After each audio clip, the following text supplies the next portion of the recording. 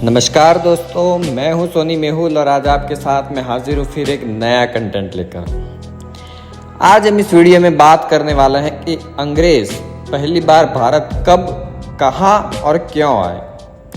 आज हम इस वीडियो में अंग्रेजों के बारे में बात करेंगे कि वो पहली बार भारत कब आए थे। तो बने रही मेरे साथ एंड तक इस वीडियो में। और अगर अब तक आपने मेरे चैनल को सब्सक्राइब नहीं किया है तो सब्सक्राइब करें, लाइक करें और बहुत ही ज़्यादा शेयर करें अगर आपको वीडियो पसंद आता है तो। देश अपनी स्वाधीनता की 75वीं वर्षगांठ मना रहा है। 15 अगस्त को प्रधानमंत्री नरेंद्र मोदी लाल किले से तिरंगा फहराएंगे। भारत तो ये आज़ादी करीब 200 साल तक अंग्रेजों की गुलामी के बाद मिली। अंग्रेज पहली बार भारत में कब, कहां आए और इसकी शायद आपको जानकारी नहीं होगी, तो बने रहिए मेरे साथ एंड तक इस वीडियो में। हम आज़ादी का अमृत महोत्सव पर्व मना रहे हैं। क्या आपको पता है कि अंग्रेज पहली बार भारत कब और क्यों आए थे? 16वीं सदी में भारत को सोने की चिड़िया कहा जाता था। इसके पीछे वजह थी कि दुनिया के कुल उत्पादन का 1/4 माल सिर्फ भारत में तैयार होता था। दिल्ली में तब मुगल बादशाह जलालुद्दीन मोहम्मद अकबर की हुकूमत थी। अकबर की गिनती उस दौर में दुनिया के सबसे दौलतमंद बादशाहों में होती थी। यहाँ तक कि चीन में भी उससे अमीर कोई बादशाह नहीं था। वहीं उसी दौर में ब्रिटेन गृह युद्ध से जूझ रहा था। उस समय ब्रिटेन की पूरी अर्थव्यवस्था खेतीबाड़ी पर निर्भर थी और दुनिया के कुल उत्पादन का महज 3% माल वहां तैयार होता था। ऐसे में महारानी एलिजाबेथ प्रथम की नज़र भारत की ओर टिक गई और तब यूरोप की प्रमुख शक्तियां पुर्तगाल और स्पेन में व्यापार में ब्रिटेन को पीछे छोड़ चुकी थी। ऐसे में ब्रिटेन की नज़र भारत पर टिकी थी। उसी दौर में ब्रिटेन का घुमंतु व्यापारी था राल्फ फिच। ये हिंद महासागर, मेसोपोटामिया, फारस की खाड़ी और दक्षिण पूर्व एशिया की व्यापारिक यात्राएं करता था। इसी दौरान उसे भारत की समृद्धि के बारे में पता चला। राल्फ फिच की यात्रा इतनी लंबी थी कि ब्रिटेन लौटने से पहले उन्हें मृत मानकर उनकी वसीयत को लागू कर दिया गया था।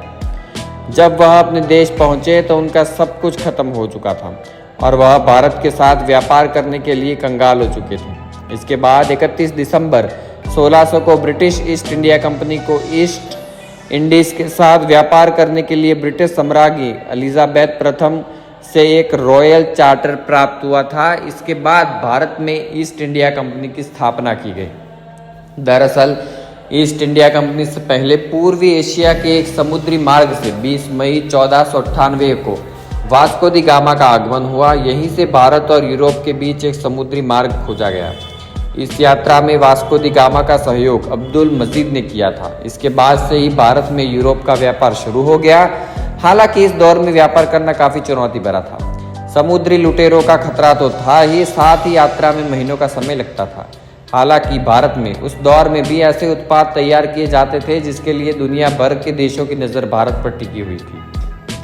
अंग्रेजों का सबसे पहले आगमन भारत के सूरत बंदरगाह पर 24 अगस्त 1608 को हुआ। अंग्रेजों का उद्देश्य भारत में अधिक से अधिक व्यापार करके यहाँ से पैसा हड़पना था। 1615 ईस्वी में जहांगीर के शासनकाल में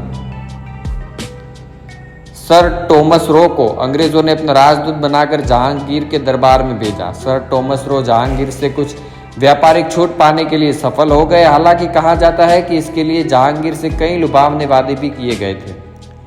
इसी के बाद से ईस्ट इंडिया कंपनी ने धीरे धीरे पूरे भारत में पैर फैलाने शुरू कर दिए। अंग्रेज भारत से ही यूरोप में व्यापार करने लगे। यूरोपीय देशों के मध्य भारत में मसालों के व्यापार पर एकाधिकार स्थापित करने की होड़ लग गई। भारत के उत्पाद और समृद्धि को ब्रिटेन के व्यापारी समझ चुके थे। दक्षिण व दक्षिण पूर्व एशियाई राष्ट्रों के साथ व्यापार करने के लिए 1600 ईस्वी में जॉन वाट्स और जॉर्ज वाइट द्वारा ब्रिटिश जॉइंट स्टॉक कंपनी की स्थापना की गई और इसी को ईस्ट इंडिया कंपनी के नाम से जाना जाता है। शुरुआत में इस जॉइंट स्टॉक कंपनी के शेयरधारक मुख्य रूप से ब्रिटिश व्यापारी और समुद्र वर्ग के लोग थे और ईस्ट इंडिया कंपनी का ब्रिटिश सरकार के साथ कोई सीधा संबंध नहीं था। हालांकि बाद में सूरत बंदरगाह पर सर थॉमस रो की अगुवाई में अंग्रेजों को सूरत में कारखाना स्थापित करने के लिए शाही फरमान प्राप्त हुआ। इसके बाद ईस्ट इंडिया कंपनी को मद्रास में अपना दूसरा कारखाना स्थापित करने के लिए विजयनगर साम्राज्य से भी इसी प्रकार का शाही फरमान प्राप्त हुआ। उस दौर में भारत के कई और देशों की भी व्यापारिक कंपनियां मौजूद थी, लेकिन ब्रिटेन ने कूटनीति से इन कंपनियों को भारत से खदेड़ दिया। ईस्ट इंडिया कंपनी ने भारत से सभी तट जैसे कलकत्ता, बॉम्बे, मद्रास और अन्य जगहों पर ब्रिटिश संस्कृति को बढ़ाना शुरू कर दिया और उस दौर में अंग्रेज रेशम, नील, कपास, चाय और अफीम का व्यापार करते थे। इसके अलावा मसालों के लिए भारत पहले से ही दुनिया में पहचान बना चुका था। दरअसल करीब 150 सालों पर भारत में व्यापार करने के बाद अंग्रेज समझ चुके थे कि भारत के लोग सामाजिक और आर्थिक तौर के अलावा राजनीतिक तौर पर एक दूसरे से मतभेद रखते हैं। इसी का अंग्रेजों ने फायदा उठाने की कोशिश की और 1750 के दशक तक ईस्ट इंडिया कंपनी ने भारतीय राजनीति में हस्तक्षेप करना शुरू कर दिया और सबसे पहले अंग्रेजों ने भारत में कलकत्ता की अपनी ताकत का इस्तेमाल किया। 1757 में प्लासी की लड़ाई में रॉबर्ट क्लाइव के नेतृत्व में ईस्ट इंडिया कंपनी ने बंगाल के नवाब सिराजुद्दौला को पराजित कर दिया और इसी जीत मिलने के साथ ही भारत में ईस्ट इंडिया कंपनी का शासन स्थापित हो गया। भारत कलकत्ता ही की राजधानी था। हालांकि भारत के लोगों को भी धीरे धीरे ईस्ट इंडिया कंपनी की सोच समझ आनी शुरू हो गई थी। जब ईस्ट इंडिया कंपनी अपना अधिकार बनाने लगी तो 1857 के पहले स्वतंत्रता आंदोलन या 1857 के विद्रोह को देखा गया।